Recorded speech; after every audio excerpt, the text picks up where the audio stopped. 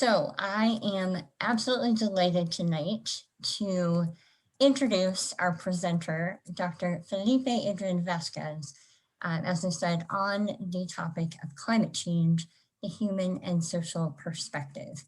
And he's got quite a resume here, and I'll just quickly read his biography and we'll jump right in. So Dr. Felipe Adrian Vazquez is an atmospheric chemist with extensive experience in the international arena as the general coordinator of the Mexican National Weather Service and permanent representative of Mexico at the World Meteorological Organization.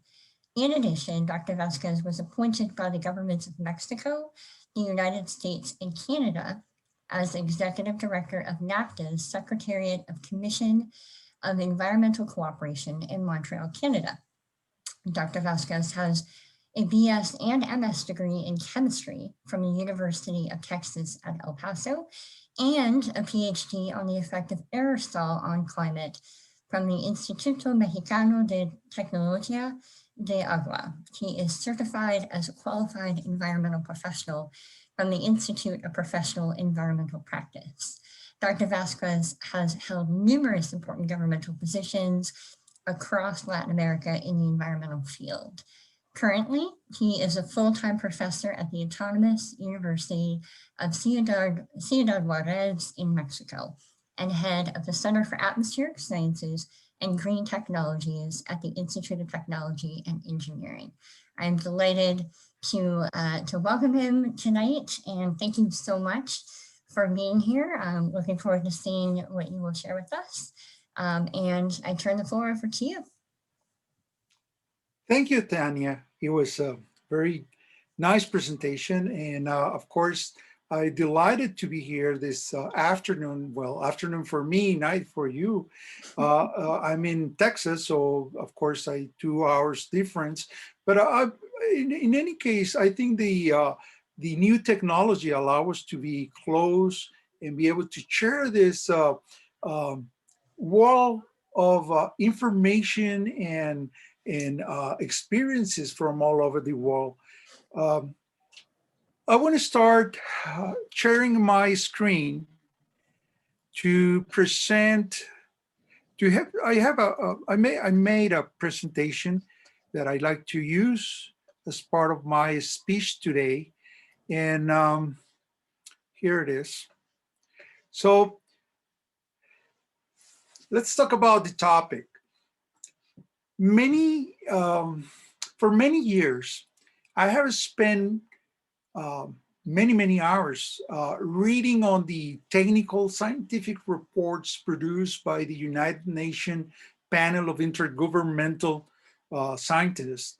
They produce these long papers and books about the state of the environment, the state of the climate.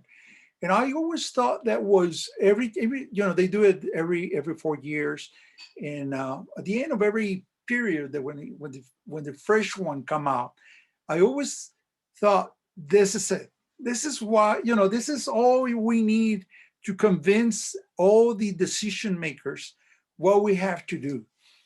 But as you probably know, there is a lot of disappointment on all fields about the way we're handling climate change. So a friend of mine asked me if I were willing to make a presentation.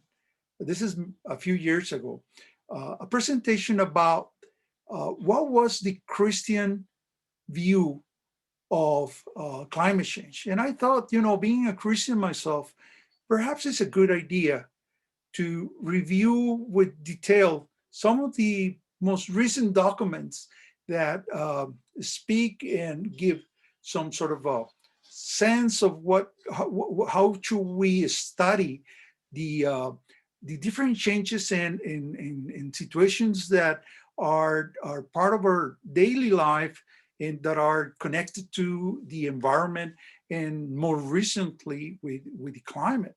I went into many very good books. One of them is perhaps one of the ones that I think is is very consistent, very very good book is The Garden of God by Pope Benedict XVI, or some of the other more technical papers that I encountered. One of these was The Modern Approach to the Protection of the Environment from 1987, and it was made by the Pontificia Academia of Science. So what it was clear to me is that there has been a world of doctrine that has been produced by mostly by the Catholic Church, but not only by the Catholic Church, also other denominations have also produced some very valuable thought and thinking on should we approach the environmental, the problems we're dealing with the environment.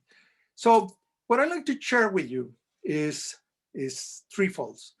What do we know? And of course, I'm not going to throw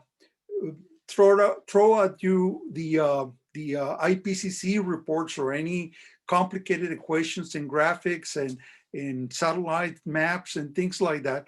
I'm going to do this from our basic knowledge of the doctrine and the Christian thought. What do we believe? And more important, why should we care about this? So let me begin. As I begin all my semesters when I teach this class for college students of Introduction to Climate Change, with a big picture of our Earth. The first picture we had of the Earth from the outside was taken not so long ago, at least not for me, in the late 60s on the Apollo 8 mission.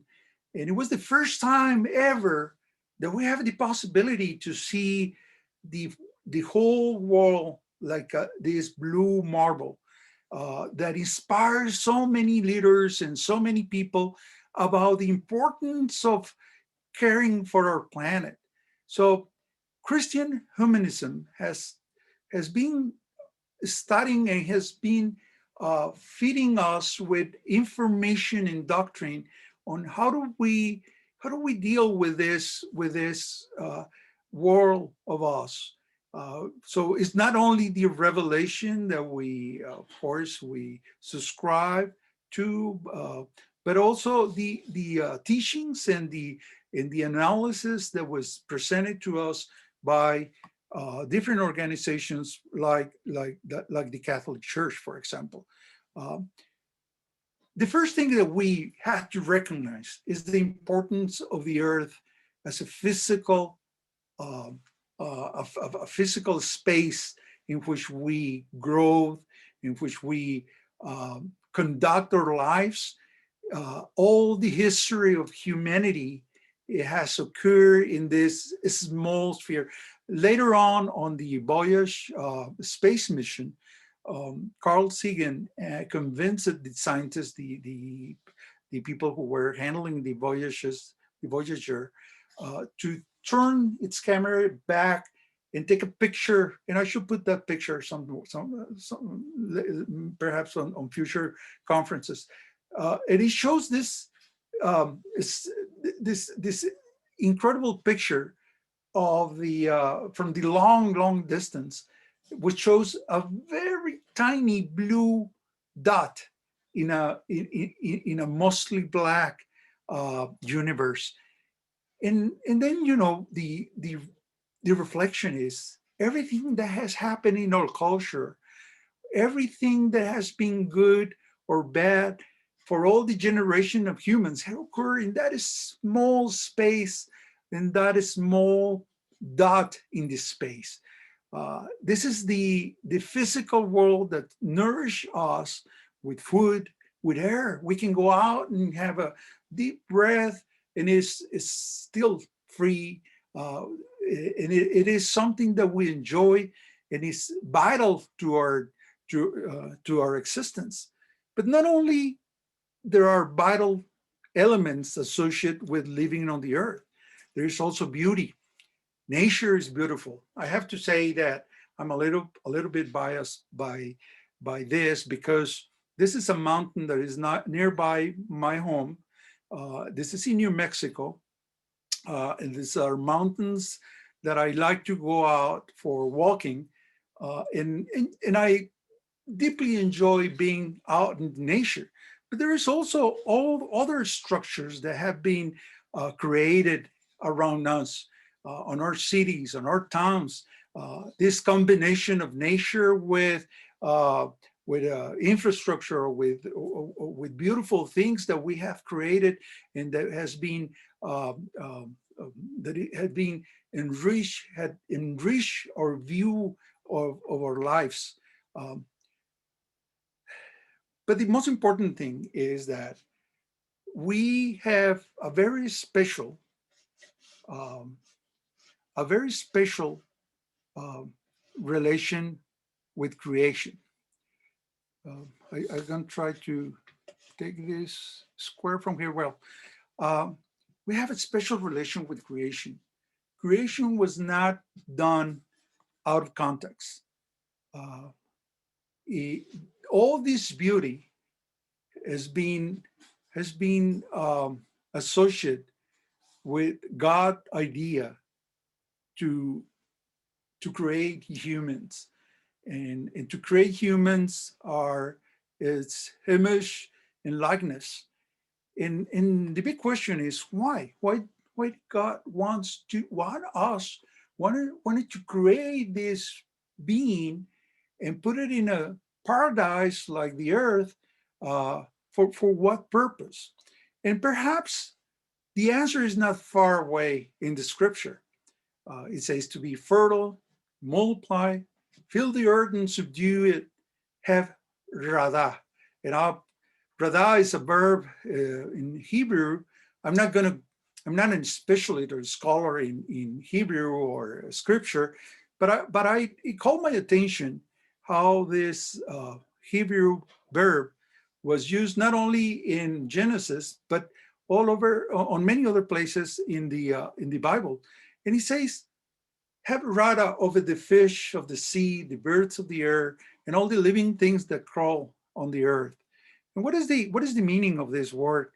Uh, well, it's a very important word, because we always had this debate with non-Christians about the interpretation and perhaps the translation of the Bible, which says that humans are supposed to dominate and use on its own benefit everything that was created. And like that was the mandate of God, to go and benefit from nature. But the verb that was used in some of the original versions of the Genesis in Hebrew is more related to dominion, not domination. It's more like to rule, to steward the world that was given to us. A lot of this context was also was used in other parts of the Bible with this, where the same verb had shows that there is this association of rather with helping the needy, the poor, in some in so many in at least two or three more places where the scripture will allow us to interpret the sense of this word. So the important thing here is that right out of the scripture, we don't see we shouldn't in Christianity allow ourselves to believe that the nature was created to our own benefit, or for our own uh, uh, personal short time benefit. In fact, if I think about it, it looks more like I was entrusted with some property, with some um, um, with some land, which I have the opportunity to do beautiful and be productive. And instead of that, I'll destroy it, and I'll stop maintaining in a way that it becomes awful, and it diminished its value. In my opinion, the owner of this property will be extremely disappointed with me for not being able to take care of his property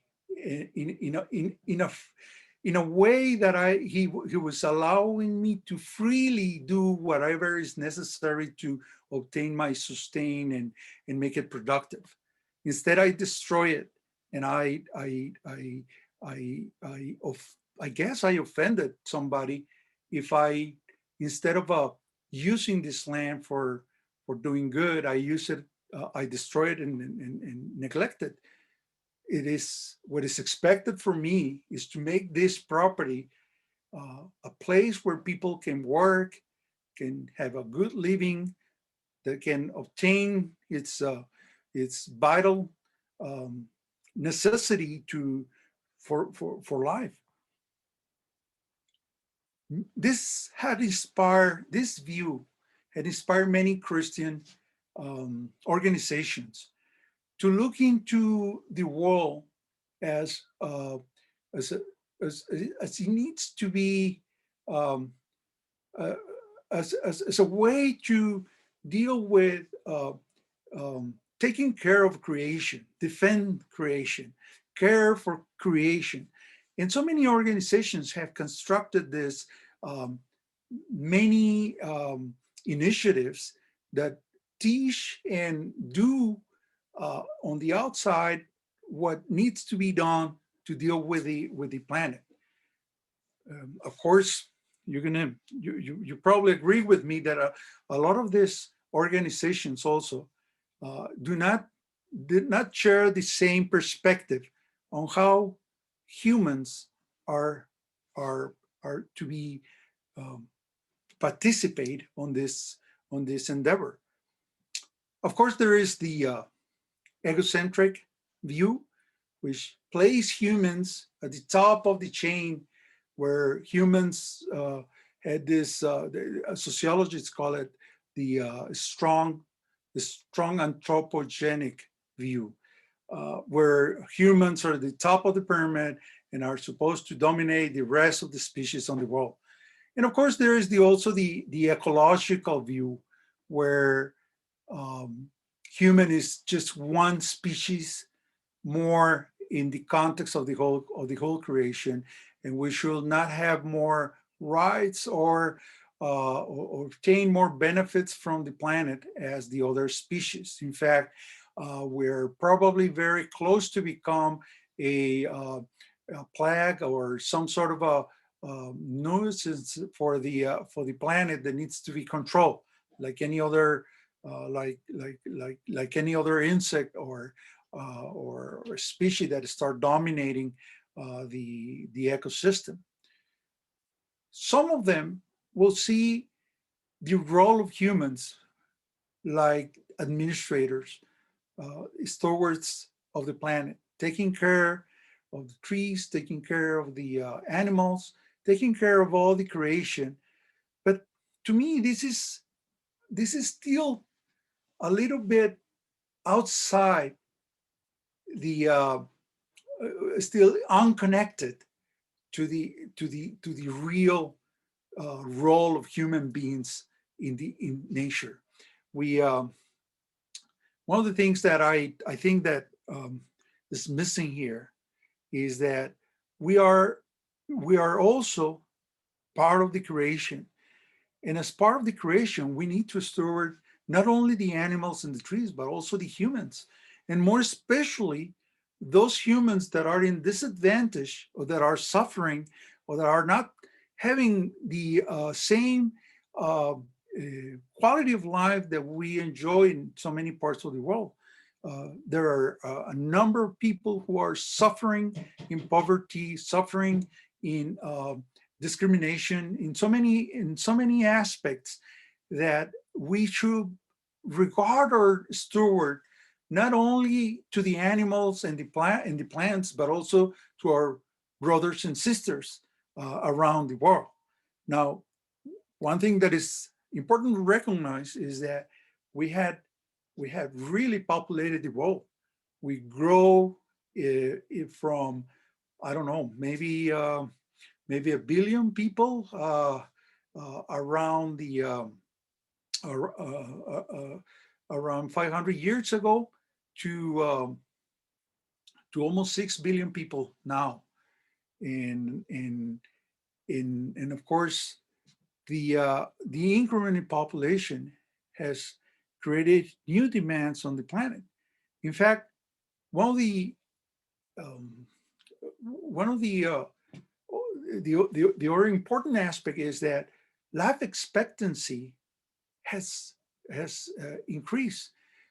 If we were in 100 years ago, I wouldn't be able to be, probably I wouldn't be able to be doing this presentation, because the life expectancy was below 50 years. And perhaps, one of the reasons we have growth to the number, the large number of population, is that we also have improved the quality of our life. And how do this happen? Why do we start moving up in terms of the population and in terms of the expectation of life? Well, the quick answer is we have this industrial revolution. Well, industrial revolution is that period that is recognized as the moment that we start building machines that harness the energy from carbon and other hydrocarbons to produce energy and to produce work. And this has a tremendous implication in terms of the quality of life. Many people who before were not able to be nourished by production of goods now have this opportunity to live longer and to do other things. Industrial revolution is in part what we now enjoy as part of our life today.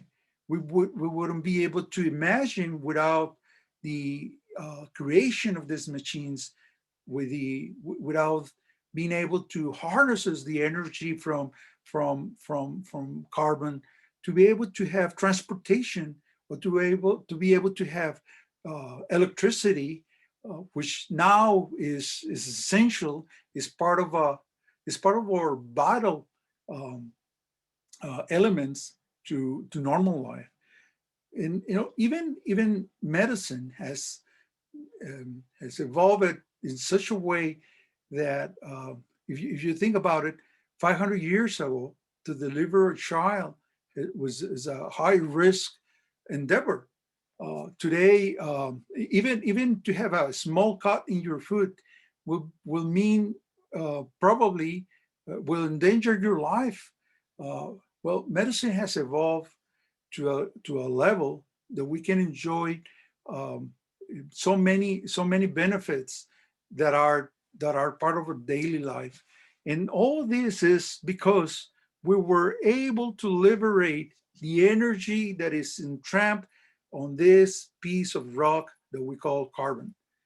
Carbon was the key element for developing the modern world as we know it.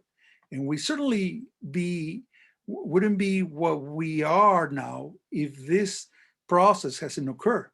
In fact, industrial revolution and machines have the opportunity to liberate many hard work from women and childs. Animals were also replaced by machines. But most important, things like slavery, who was the main source of work in the field to produce especially to produce food and cloths and all the raw materials, was an inhumane institution that the Industrial Revolution allows us to cancel and perhaps to eliminate in most part of the world. Energy, therefore, becomes part of our world and is part of the way we see life and the way we see culture today. Without energy, we will not be able to acquire or the level of progress that we see in the modern world. However, let's also recognize that electricity as the most common source of energy is not well distributed around the world. Almost half of the population in the world is not having 100% access to electricity as per 2019. We have an uneven distribution of this important resource, and therefore we had created a disparity between rich countries and poor countries based on the fact that rich countries have all the energy they need to develop technology that would allow them to solve the most critical and vital um, problems they might encounter. In fact, one of the proposal is, well, let's give energy to the rest of the world, but by selling oil to all of them. You know, if it works for us 300 years ago to exploit carbon and oil to produce energy, well, it should work for them too. Why we don't send them enough oil to produce all the energy they need? In fact, why they cannot follow the pattern we follow to progress? I mean, we as a Western country, as North America, for example, uh, we should be able to give them the technology to burn oil and produce energy. And of course, that might sounds logical, but there is something wrong with this solution. What is wrong with this solution is that um, oil reserves are not well distributed. Part of the problem with the oil is that it is concentrated. The sources of oil are concentrated in certain regions of the world. 56% of all the oil reserves are in the Middle East. Between the Middle East, North America, there is where the majority of the oil is. In fact, most of the world has to import oil if they want to create energy from oil. But there is perhaps one, in fact, you know, the technology for creating energy has advanced to the point that today almost 70% of all the new energy is renewable. Even on those countries that cannot afford to buy oil, they can produce energy inefficiently, of course, and perhaps insufficiently. But the future for many of these countries is in how can they get the proper technology to produce their own energy. Um, there is another problem, perhaps a key problem. Burning oil has the produces emissions that pollute the air. Air pollution is estimated that will increase the number of deaths by 8.8 million per year. Most of the cities, most of the urban uh, centers of the world had bad air quality. And air quality is being studied at least for the last 60, 70 years. It has been clearly associated with many of the health problems that are being experienced not only on developing countries, but also in rich countries. In fact, many of these problems had increased the gap, the economic gap between poor and rich countries, creating then a even larger problem, because these emissions not only are toxic and are affecting the health of the youngs and the olds and almost everybody in a way, but it also had created um, important pollution, important pollutants like carbon dioxide. Carbon dioxide is produced by the combustion of any hydrocarbon. And one of the problems with carbon dioxide is that it is a gas that creates um, global warming. Global warming, in fact, is the leading cause of climate change. And you can say, well, Dr. Vasquez, you're from Texas. You should know better. You know, you just had one of the coldest St. Valentine's days in Texas in so many in many years. You broke, you know, the weather broke so many low temperature records that where's the global warming there? And of course, I would say, you know, winter is winter. It makes cold. Winter is cold.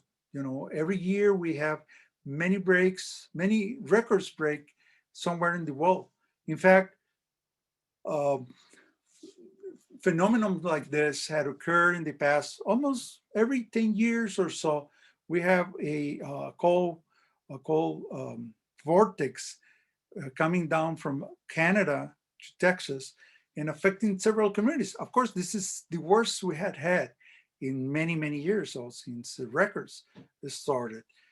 However, uh, it is important to recognize that the temperatures will be certainly lower and up and low and up again, but the general tendency, the number of days and months that uh, that record for high temperatures is larger is a lot larger than the ones that are from lower temperature. In the big picture, in the overall uh, measurements in the planet, we will see that the tendency of heating the planet is going up in both in the oceans and in the land. And of course, there are many concerns people have, like, for example, well, how do you know this is, what is the cause of this? Is this just the burning of the oil, or there is other causes that are associated to this raise in temperature? Well, what about the sun? Some people um, had argued that sun has been not being so constant as is normally taught in schools. In fact, that is true. But the thing is that if we see the plots, the records of the sun, of the colors of the constant solar constant, we'll see that the sun is diminished a little bit of its output. In fact, if this were the leading cause of climate change, we'll see a diminish of the temperature, not increasing of the temperature. And what about climate variability, like El Nino and some of the other variables that are in the weather, in the climate? Um, well, at the end, we have to take into consideration the climate variability is only the way in which uh, energy is distributed around the planet. So you might have more energy in one part of the planet, but then you will have lower energy in another part of the planet. So at the end is the mechanism on how energy distribute or redistributes around the planet, not so much the total input output balance of energy. Later eyes and other epochs of the history have shown that we have had these warm periods that were also followed by very cold periods, in a multi-centurion cycles. Well, most people will, in North America, most people will say, well, Vikings were moving into Greenland because the weather there was better than in their home country. And of course, there is volcanoes, eruptions that will also change the composition of the atmosphere. But this last example of volcano eruptions, in North America, we have the summer without the year without summer in the 1816, which impacted tremendously the history of the United States. It was provoked. It was due because of the ashes and the emissions from a volcano in the opposite side of the world, and it affected North America in a way that uh, many impacts on the social and political life of the country were impacted by this event. But as I say, this is how it looks, how the weather looks, or how the temperature look in the medieval warm period. This is when the Vikings were getting into Greenland, and you see the red spot in Greenland showing that the temperature there was higher than normal, while but at the same time, look, the temperatures in Siberia. In Siberia, the temperature were the anomaly of temperature were several degrees, a couple of degrees below their average. And so, what I try to say here is that the energy will be distributed differently along the planet, but it still be the same amount of energy. What we're experiencing now is a general increment of temperature all over the world. This is how this chart looks today. And as you can see, most of the world is experiencing anomaly of high temperature. We're experiencing higher temperatures in most over the world, especially in the northern parts of the world. And of course, this is how it's explained. I'm not going to go into a lot of scientific discussion of this, but we have to look into this as a balance between the energy that we capture from the sun, that in turn hit the planet, and the planet re-emit to the space, to the open space. The only thing that um, that makes a difference here is the composition of the atmosphere. On our the on our atmosphere is like a blanket which allow us to keep warm. Our This blanket, this atmosphere that covered the earth, and it's not present in probably any other world in the solar system, at least as far as we know. At least it's not the same composition. Uh, but the specific composition of the atmosphere of the Earth allow the global temperature to be almost 30 degrees warmer than it were that if it were no atmosphere like in the moon or Mars. Uh, uh, those planets don't have an atmosphere, and therefore they're very hot and very cool. But with this blanket that is made up of gases, of atmospheric gases, nitrogen, oxygen, and some other gases, are doing the role of heating up our planet to a point where we can have water in solid, liquid, and vapor states. And this is something that is essential for the living of all the ecosystems and all the life in the planet. What we but what happens if we increase the thickness or the nature of the blanket by putting in some more gases that will diminish or reduce the amount of energy that is re-radiated out to the space? Well, it will compensate by increasing the temperature of the planet. And this is what we're discussing, some of the disruptions that we see on our climate. There is so many aspects of the different cycles, the vital cycles in the planet that has been disrupted, that scientists have compounded a list of no less than 20,000 different and measured impacts associated to changes in climate. So the situation is really looking really bad for the planet if we because of this extra blanket that we are putting on our planet.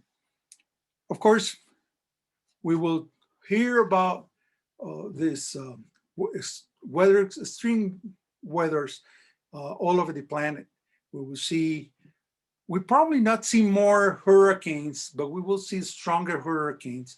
We will see the stronger rainfalls, because all this energy will evaporate more water will be in the atmosphere, and that water will go somewhere and will be precipitated somewhere, and most likely on a way that will create some, or will reveal some vulnerabilities on our communities.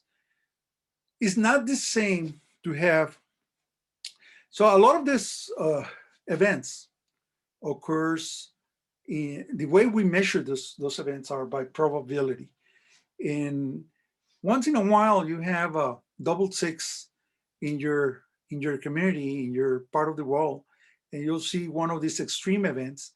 What climate change is doing is putting more sixes on your dice and making probability to occur more frequent that it should occur in its original in a pre-industrial atmosphere.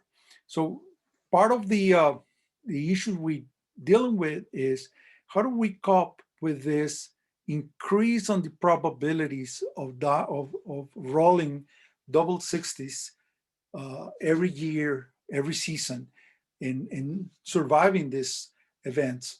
Well, the main issue here is that these events will affect differently in North America or in Pakistan or Bangladesh or some of the other more vulnerable communities. A drought in Texas will cost so much money and will make some very harsh conditions for people in Texas, but it will not disrupt the life of people like in Syria. In Syria, the drought has created some of the more dramatic climate migration in history. Even today, drought in Central America has drawn people up to the United States for looking for a better life, to survive their lives. There are so many social implications that are linked to the vulnerability of communities. Communities that do not have the resources to create the safety net for meteorological, extreme meteorological events, to cope with climate change events, related events, are so vulnerable that they normally have to migrate to other locations in order to survive. This has disrupted also the social network in terms that allow criminal organizations or people to have to perhaps join criminal organizations to survive, and therefore creating even greater disruptions. In fact, climate change has been considered a disruptor, a major disruptor of the social life. So the thing is, we know what we believe. We know, we have say about what we know about climate change. And now, why should I care about climate change? Well, this is not so old. Well, 2011, perhaps, chart on the on the on poverty accounted as the ratio of people who make less than $5.5 a day. And most of the world is in some color. Some of them, is almost 90% of the populations, above 90% of the population are in those circumstances. We have a disparity of, of the quality of life between nations, between continents, so dramatic that it has been pointed out to be totally immoral.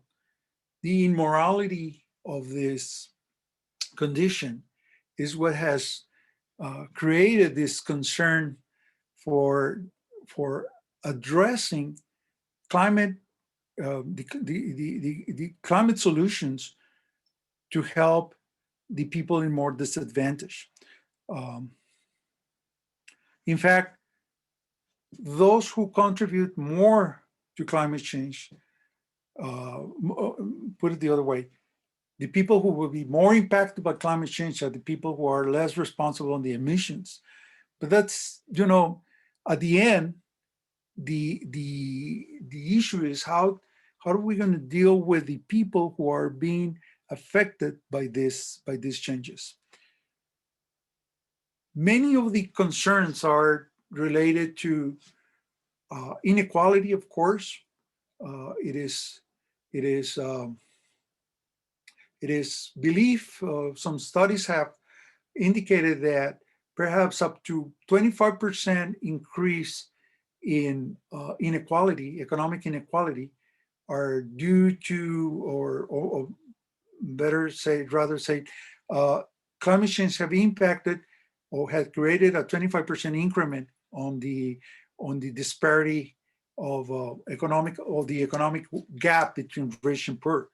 But it also created the refugees crisis that are being called by some scholars like a climate apartheid. It has created a national security issue. The military are now concerned about the impacts of climate change on migration, terrorism, and some of the other aspects that impact directly into the well-being of the communities.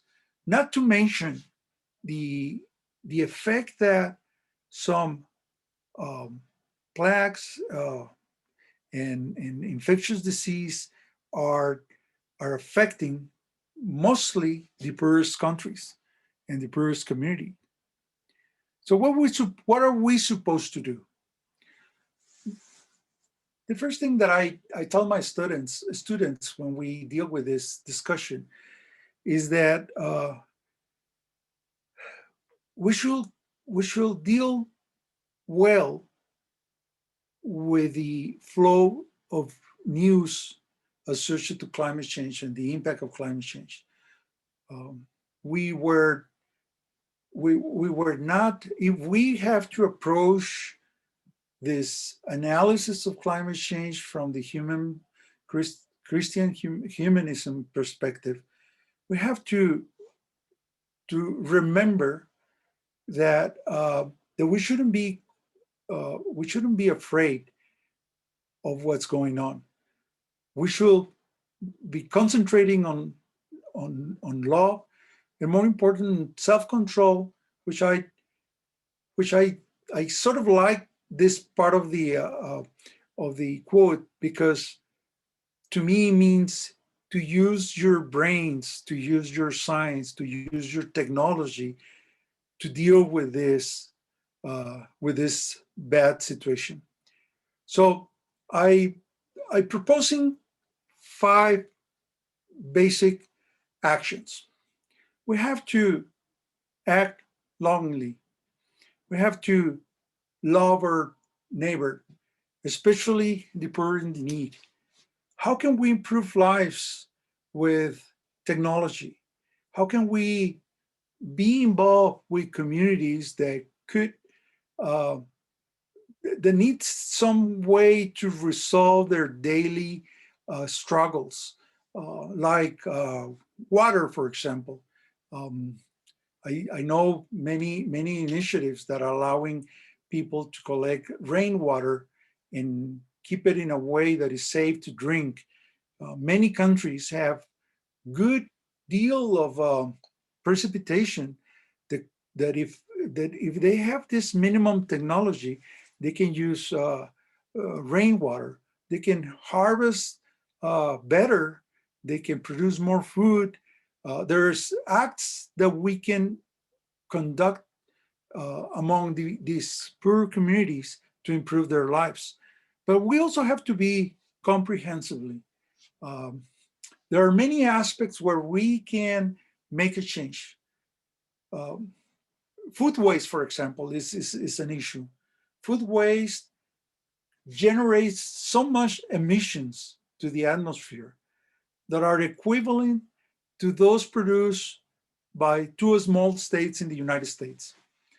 I mean, the world food waste will produce a similar amount of emissions. We have to pay more attention to universal education and to learn to use the local resources.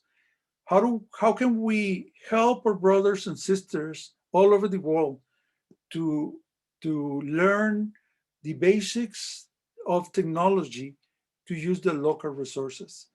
But we also have to act as community, um, support groups, socializing ideas, having everybody discussing the topics. There is no silver bullet to deal with climate change. We have to work together in an organized way.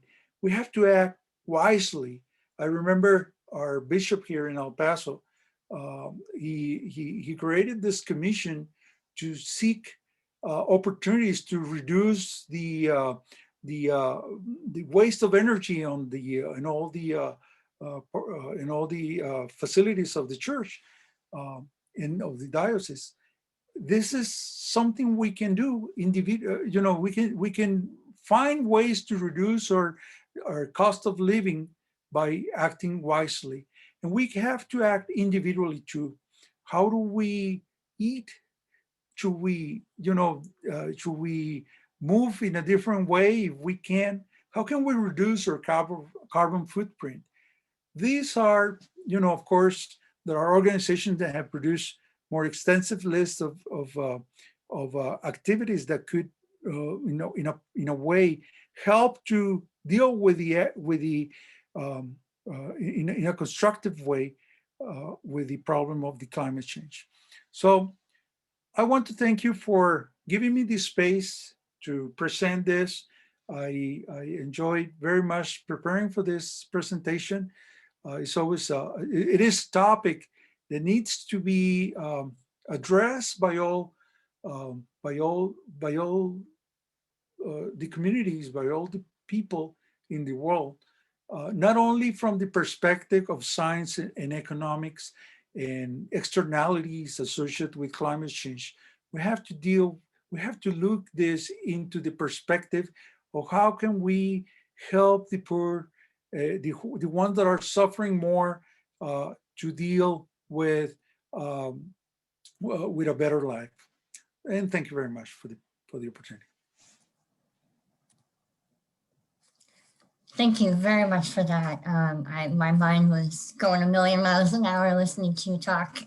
So I really appreciate you sharing your wisdom and expertise with us. I want to jump right into the questions and just remind anyone who has anything that comes to mind you want to ask. Again, that Q&A button is at the bottom of your Zoom window, and feel free to type your question in there, and we'll get right to our question. So why is air pollution high in regions like Africa with lower electricity production and cars on the roads?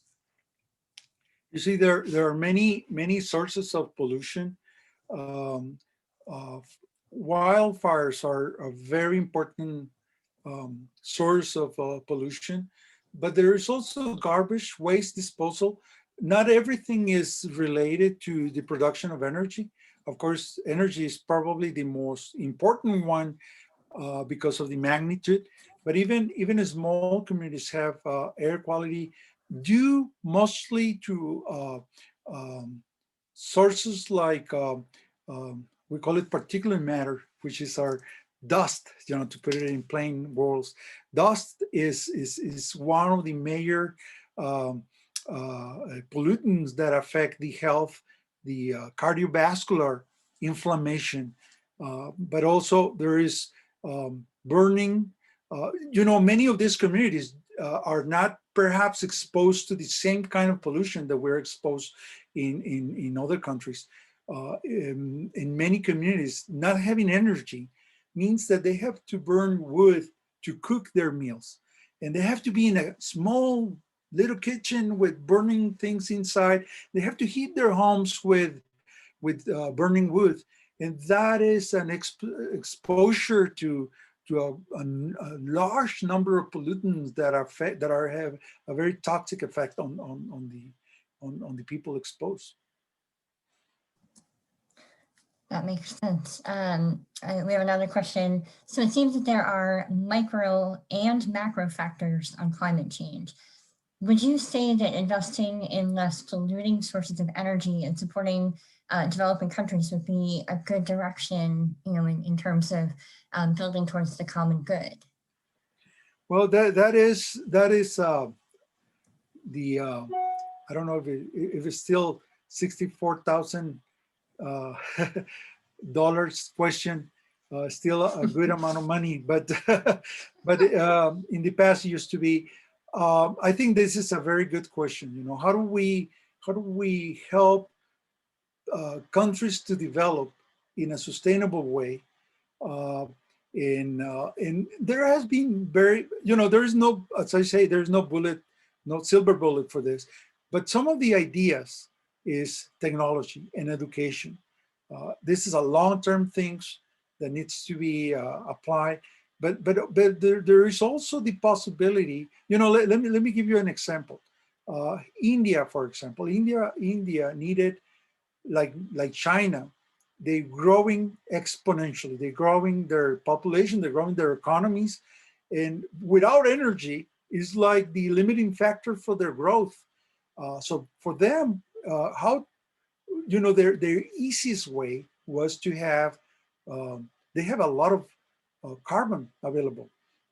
It's cheap and available. So they say, but we're going to be producing twice the emissions that Europe and the United States produce if we develop to provide 100% electricity to our communities and to our processes.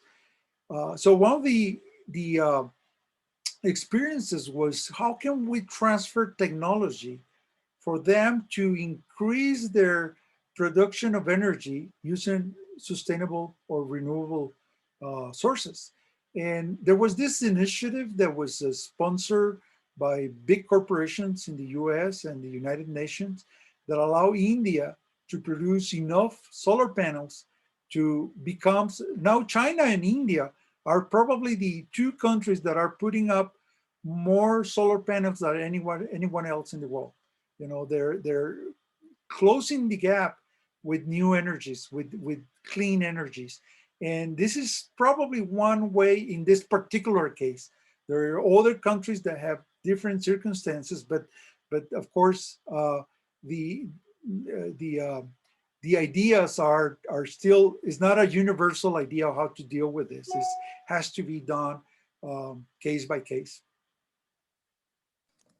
Yeah, and you talked a lot about the different capacities of different countries to be able to produce energy, and the example you gave earlier, for some, it is in a manner that makes more emissions if you're burning coal or wood or that kind of thing. So does emission reduction then reduce or increase poverty? Well, that is also, many scholars measure progress by the amounts of energy expressed in barrels of oil. They plot the barrels of oil consumed versus the economic well-being of a country, of an economy. One of the main routes that the world community is exploring is how can we decouple carbon consumption from uh, from the economic development. So how can we develop an economy without relying so much on burning carbon? And the largest economies today, they grow very fast because they have this enormous amount of energy available from carbon. For almost a century, for almost 300 years. And but if this route is followed by all countries in the world, by the rest of the humanity, it will be unsustainable for the planet. So we have to evolve into into decoupling the economy from the use of carbon, mostly by technology, but also by being more efficient. A lot of the energy we consume, even in the US, is wasted, is not efficient. We don't have a culture of saving energy because energy has been available, perhaps now with the storms and the extreme events that we have to suffer 1 week or two without electricity is becoming more is making people more concerned about the need to conserve energy. And there is a big movement around the world. Here in the United States, it's also a big movement to become more efficient, to be more efficient and save resources for the other countries and for the other communities to develop. So that brings to my mind, I think it was Pope Francis talked not only about consuming more cleanly, which I think there is, at least in this country, more of that kind of movement of people realizing that, all right, we need to have renewable energy and that kind of thing. But I think the church also points to it's not just about consume more efficiently or consume more cleanly, but consume less. Like, do we really need all of this stuff? So that's kind of a radical idea. And I think that's a little bit maybe more difficult to promote, this idea of like, I'm only going to use as much as I actually need and that kind of thing. So, we have a couple of questions about the highly politicized nature of climate change. And so how do we talk about some of these things in a public square, in a highly politically charged environment, and bring some of these principles of the common good and human dignity and respect for the environment. And especially, you've held a number of governmental positions. Yeah, how do you really infuse those kinds of ideas into what you're doing in a very secular kind of setting? One of the things that I think we have to realize is that this is a problem that needs to be solved from the bottom up. Mm-hmm. Politicians are in the business of political capital. So if they see the opportunity of gaining some political capital from certain tendencies of the society, they will exploit it. But at the same time, this can work for the good. If we really create a political base, a large number of voters decided to look into climate change, not so much as an ideology, but more like a opportunity to address the real mandate of God to steward the planet, including the humans, and including taking care of the more need and the more disadvantaged people in our communities, not so much from the ideological, economical aspect of discussing, whether this is red or blue or green in the political arena, but more like in the opportunity to do what uh, any Christian has to do: care about their brother and sisters, everywhere in the world. In its more people who lives in its own community, but also thinking about the future communities. I mean, the future human beings that are going to come to this planet. How do we want to help them to enjoy this planet as we probably enjoy it? Are they going to be able to inherit a earth that will allow them to be happy, to fulfill their life? So it's not only today's communities, today's human beings, but also the future communities, the future. And, and of course, this is also an opportunity for many ideologies to jump into trying to capture some of these the opportunities, and we have to be aware that we should not address climate change from a perspective of confrontation, but from a perspective of love. We have to find a way to love other human beings and our brothers and sisters everywhere in the world by analyzing what we do into our common house, our common home. How do we and probably Pope Francis have had put it in I every time I reread the encyclica, I find even more.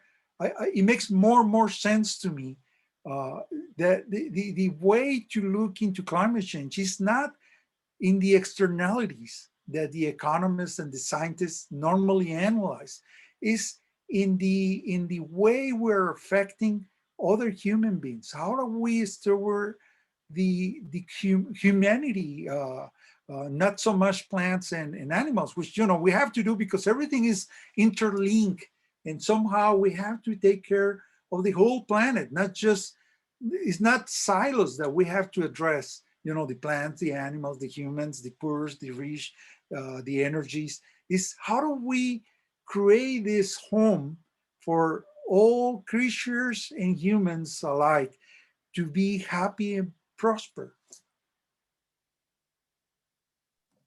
Yeah, that's exactly it.